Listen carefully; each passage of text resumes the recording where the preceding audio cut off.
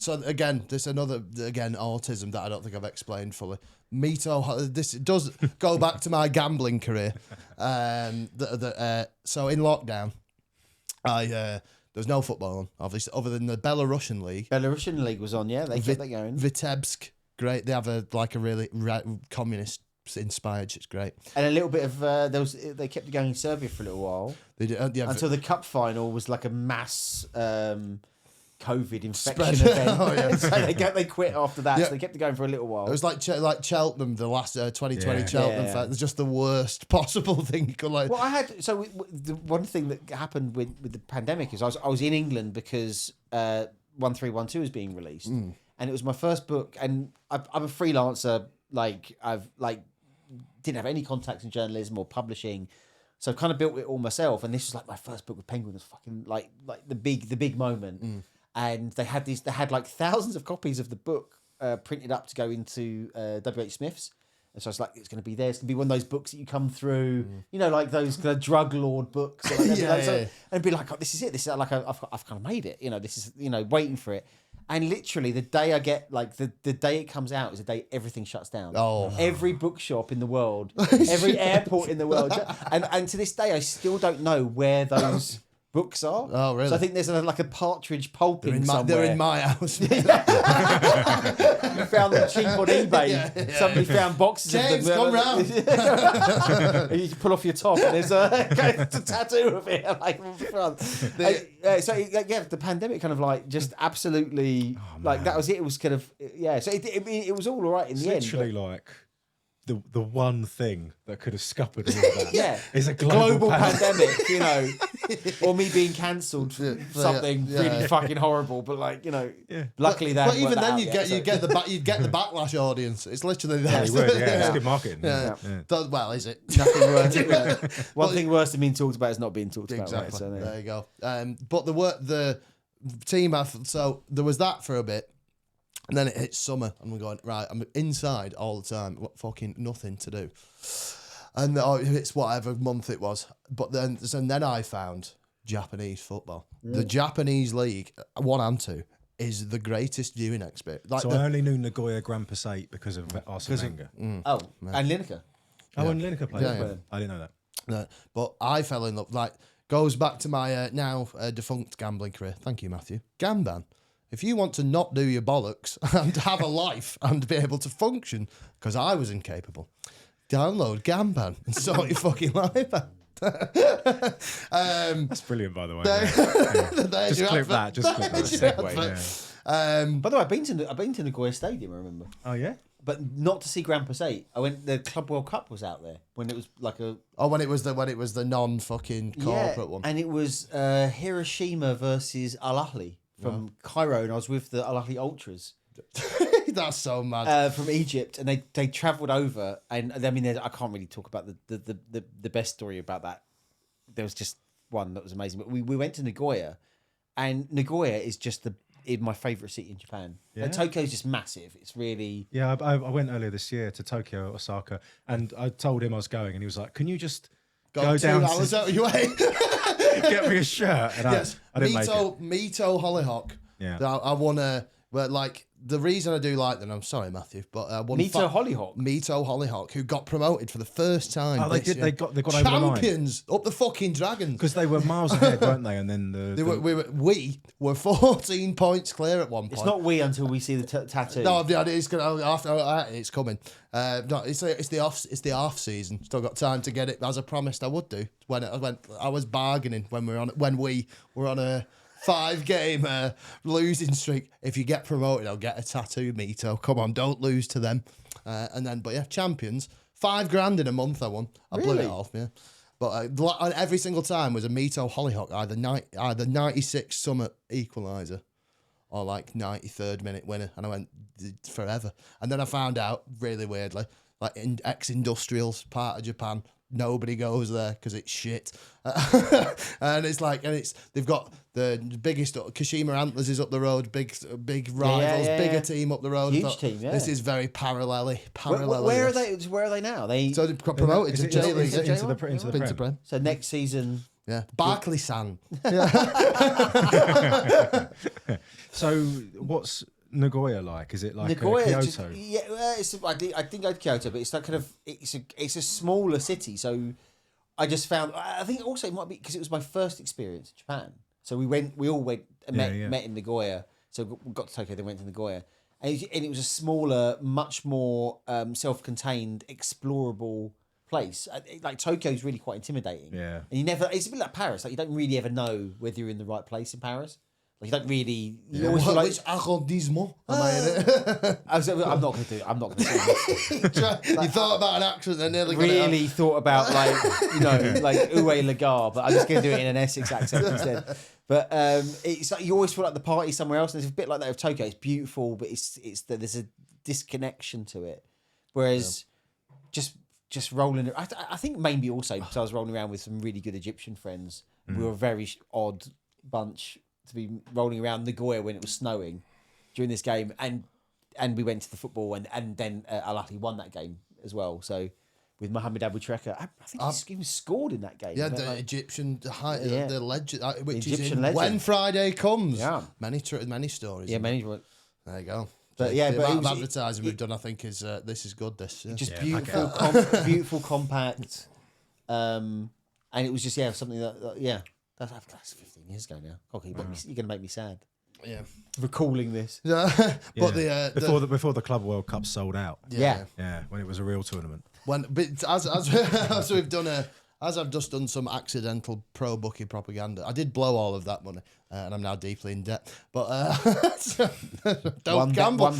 One bet too many. Yeah. Well, about 300, but 1,000. But what I did want to ask both of you on was two things that I've seen on X, Twitter, not called X.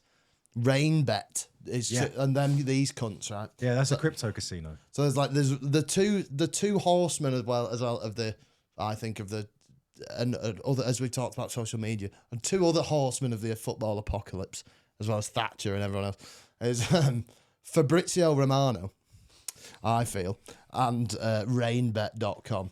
I'm not sure. I mean, is Rainbet part of this kind of pig butchering crypto scamming thing in Cambodia? I don't know about that. I don't know about that. Have you heard this phrase, pig butchering? No. Okay, maybe we'll get the lawyers to look after that. Oh, right, I see, okay. Yeah. Before I work out where Rainbet are from, is it like you say, any Cambodian connections? It's an unlicensed like crypto casino, right? And they do this kind of marketing where they'll like sponsor people's posts, and then people will like Stake used to do it, right? Where like people would put like a meme up and then put the Stake logo on it. Yeah, that was that, but that was again like, you know, when like sort of not to go to a grand analogy here, but Venezuela, the falling apart of the international rules based order, when that started happening with Stake ads on just like a picture of like, oh, Meghan Markle wore this dress today, Stake, gamble responsible. Yeah.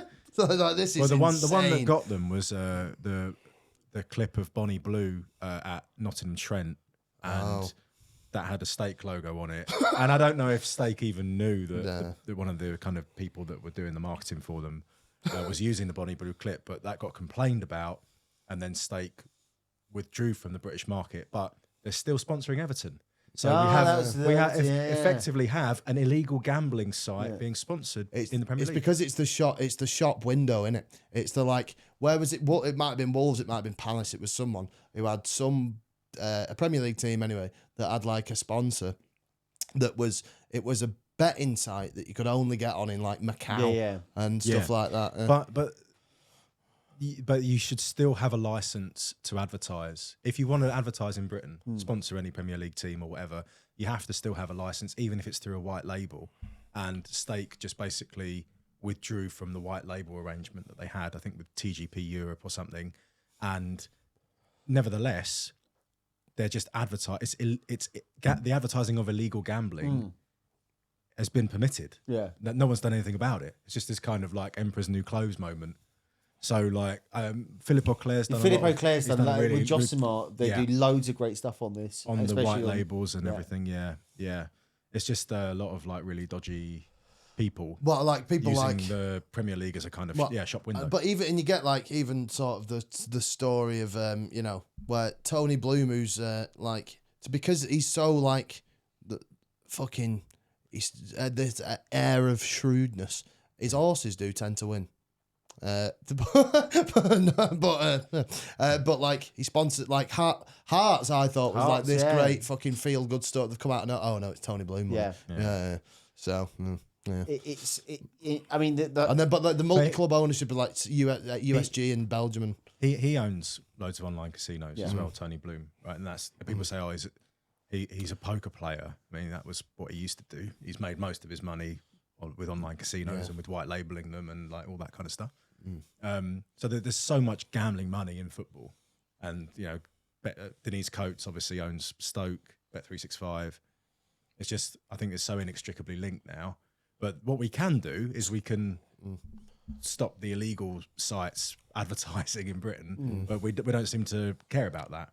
Stoke as well got away with a fucking having this reputation for a great away following. I found out they pay for the buses for free. Do they? 365, which is quite good. That's That's good. good. Yeah, That's good. That's good. But also, you've cheated. Still. No, that's good.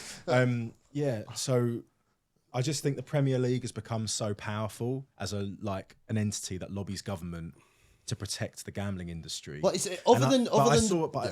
protect their kind of influence and the flow of money from the gambling industry into the league, and even like when it comes to things like advertising. So when the government did a gambling review, they looked at gambling advertising, and the arguments that the Betting and Gaming Council made, the gambling industry lobby group, weren't very convincing, and they didn't really get much like kind of a foothold.